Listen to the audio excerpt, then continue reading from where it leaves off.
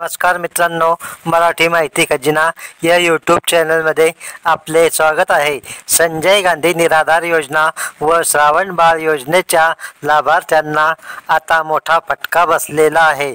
कारण आता या योजनांचे 10 लाख लाभार्थी पेन्शनपासून वंचित राहणार आहे।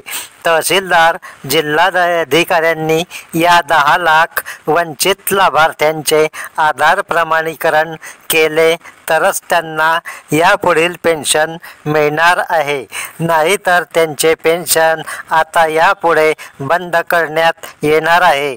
जानेवारी व फेब्रुवारी महिन्याचे पैसे ज्यांचे आधार सीडिंगचे काम पूर्ण झालेले आहे अशाच लाभार्थ्यांना हे पैसे आता मिळणार आहे।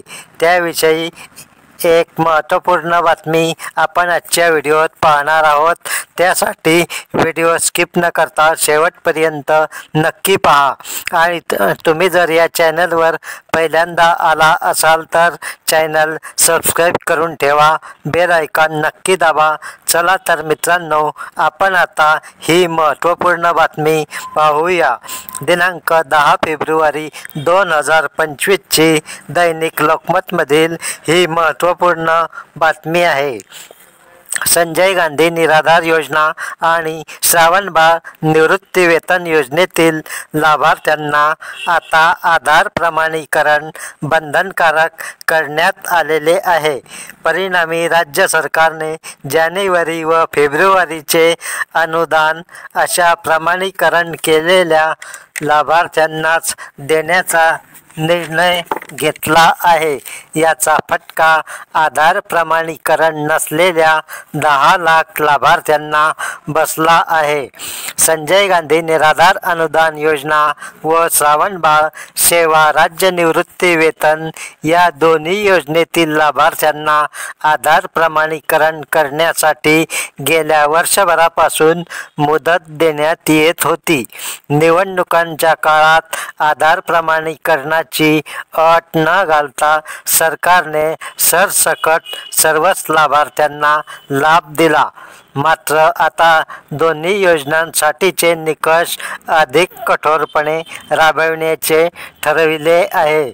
सरकारने 2 महिन्यांचे अर्थसहाय्य प्रमाणीकरण झालेल्या लाभार्थ्यांना देण्याचा निर्णय घेतला आहे। त्यासाठी 610 कोटींचा निधी बँकांमध्ये जमा केला आहे। या निर्णयाचा फटका आधार प्रमाणीकरण नसलेल्या 10,03,165 लाभार्थ्यांना बसला आहे।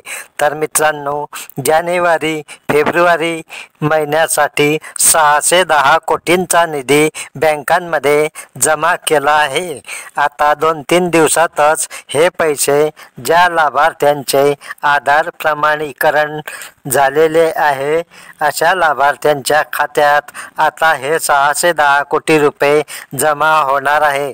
तर पहा मित्रांनो, आता ज्यांचे आधार प्रमाणीकरण करायचे राहिले आहे अशा लाभार्थ्यांसाठी विशेष मोहीम राबविण्याचे निर्देश सरकारने सर्व जिल्हाधिकाऱ्यांना दिलेल्या निर्देशानुसार यापुढे सर्व जिल्हा व तालुका कार्यालयांना विशेष सहाय्य योजनेसाठीचा निधी बिम्स प्रणालीद्वारे उपलब्ध करून दिला जाणार नसल्याचेही स्पष्ट करण्यात आले आहे। तर मित्रांनो, म्हणजे आता जुन्या बिम्स प्रणालीने आता पैसे मिळणार नाही, कारण बिम्स प्रणाली आता यापुढे बंद करण्यात येणार आहे। त्यामुळे जिल्हाधिकाऱ्यांनी DBT पोर्टलवर प्रलंबित असलेल्या लाभार्थ्यांची माहिती भरण्याची कार्यवाही युद्धपातळीवर करावी।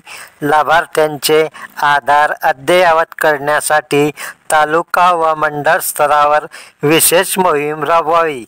तसेच पोर्टलवर नोंदणी झालेले व आधार प्रमाणीकरण न झालेल्या लाभार्थ्यांना यापुढे अर्थसहाय्य न मिळाल्यास त्याची सर्वस्वी जबाबदारी जिल्हाधिकाऱ्यांची असेल असेही त्यात नमूद करण्यात आले आहे। तर मित्रांनो, आता ज्यांचे आधार प्रमाणीकरण राहिले आहे त्यांनी ते करून घेणे गरजेचे आहे। ज्या बँकेत तुमचे खाते असेल त्या बँकेत जाऊन तुम्ही आधारसोबत खाते DBT लिंक करून घ्यावे। यापुढे जर तुमचे खाते DBT लिंक असेल तरच तुम्हाला हे पैसे मिळणार आहे। तर बँकेत DBT लिंक करण्यास जर वेळ लागत असेल तर तुम्ही पोस्टात जाऊन बचत खाते काढून घ्यावे। तेथे एका दिवसात खाते काढून DBT लिंक करून मिळेल। तर मित्रांनो, अशा प्रकारची आजच्या व्हिडिओत ही नवीन महत्त्वपूर्ण अपडेट होती। अशीच नवीन महत्त्वपूर्ण अपडेट माहिती मिळविण्यासाठी आता चॅनल सबस्क्राईब करून ठेवा, बेल आयकॉन नक्की दाबा, व्हिडिओ लाईक शेअर करा। धन्यवाद। जय हिंद, जय महाराष्ट्र।